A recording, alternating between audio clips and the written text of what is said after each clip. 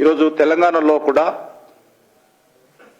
అన్ని వర్గాలలో ఒక చర్చ జరుగుతూ ఉంది. భారతీయ జనతా పార్టీకి నరేంద్ర మోడీ గారికి సానుకూలమైనటువంటి చర్చ.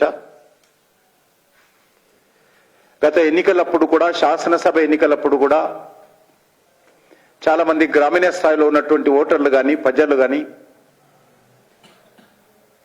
అన్ని వర్గాల ప్రజలు కూడా ఎన్నికల్లో మీకు ఓటు వేయకపోయినా వచ్చే పార్లమెంట్ ఎన్నికల్లో ఢిల్లీ ఓటు నరేంద్ర మోడీ గారికే, ప్రధానిగా ఓటు నరేంద్ర మోడీ గారికే అనేటువంటి విషయము చాలా స్పష్టంగా అన్ని వర్గాల ప్రజలు చెప్పారు. ఈరోజు ఎన్నికలు ఎప్పుడు వస్తాయా,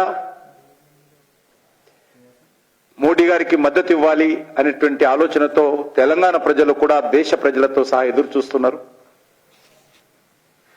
5 రాష్ట్రాల ఎన్నికల్లో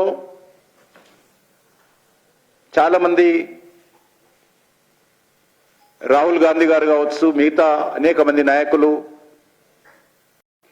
ఇది పార్లమెంట్ ఎన్నికలకు సెమీఫైనల్ అనేక రకాలుగా రెచ్చగొట్టేటువంటి ప్రయత్నం చేశారు. కానీ ఈరోజు మేము వాళ్ళు సెమీఫైనల్ అన్నప్పటికీ మేము ఏమనకపోయినా కూడా ప్రజలు యూపీఏ భాగస్వామ్య పక్షాలు చేసినటువంటి సవాలును ప్రజలు స్వీకరించారు. ప్రజలు స్వీకరించి 2 రాష్ట్రాల్లో కాంగ్రెస్ పార్టీ ప్రభుత్వాన్ని కూలదోసి భారతీయ జనతా పార్టీకి పట్టం కట్టారు.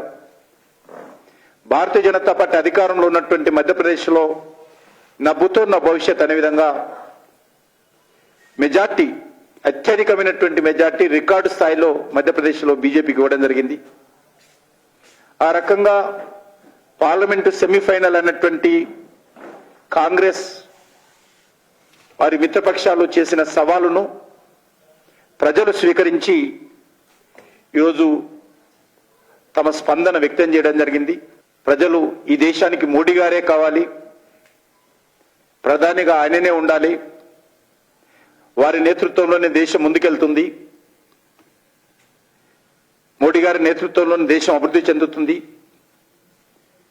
అవినీతి రహితమైనటువంటి పరిపాలన, కుటుంబ సభ్యుల జోక్యం లేనటువంటి పరిపాలన, ఒక ప్రజా పరిపాలన దేశంలో రాబోతుందనే విషయాన్ని ఈ సందర్భంగా మనవి చేస్తా ఉన్నాను. ఖచ్చితంగా నరేంద్ర మోడీ గారు అద్భుతమైనటువంటి మెజార్టీతో ఎవరు ఊహించని విధంగా హ్యాట్రిక్ సాధించబోతున్నారు. తెలంగాణలో కూడా ఇప్పటికే ప్రజలు నిర్ణయించుకున్నారు. తెలంగాణలో కూడా డబుల్ డిజిట్తో మెజార్టీ స్థానాలు భారతీయ జనతా పార్టీ కైవసం చేసుకుంటుంది. మీకు ప్రజలకు అందరికీ తెలుసు, 2018లో జరిగినటువంటి పార్లమెంట్ ఎన్నికల్లో, శాసనసభ ఎన్నికల్లో భారతీయ జనతా పార్టీకి 6.8% ఓటు రావడం జరిగింది. ఒకే ఒక స్థానాన్ని మేము గెలవడం జరిగింది. కానీ అదే 3 నెలల తర్వాత, 100 రోజుల తర్వాత జరిగినటువంటి పార్లమెంట్ ఎన్నికల్లో 19% ఓట్లతో మా సొంతంగా 4 పార్లమెంట్ స్థానాలు ఆ రోజు గెలవడం జరిగింది. 2018, 2019కి ఈ రోజుకు తేడా ఉంది. ఈరోజు స్పష్టంగా ప్రతి గ్రామంలో, ప్రతి ఇంట్లో దేశ ప్రధానమంత్రిగా నరేంద్ర మోడీ గారి పట్ల ఒక సానుకూలమైనటువంటి చర్చ ఉంది. నరేంద్ర మోడీ గారి పనితీరు పట్ల ప్రజలు ఒక సానుకూలమైనటువంటి స్పందన వ్యక్తం చేస్తా ఉన్నారు.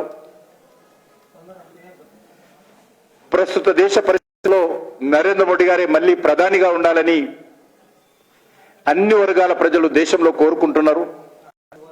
అన్ని ప్రాంతాల ప్రజలు కోరుకుంటున్నారు. కాబట్టి 2018, 19 ఎన్నికలు పోల్చి చూసినట్లయితే 2019లో వచ్చినటువంటి 4 సీట్లు ఏదైతే 100 రోజుల్లో ఏదైతే తెలంగాణలో మార్పు కనిపించిందో, ఈసారి అద్భుతమైనటువంటి స్పందన నరేంద్ర మోడీ గారి నాయకత్వంలో తెలంగాణ రాష్ట్రంలో కూడా వస్తుంది.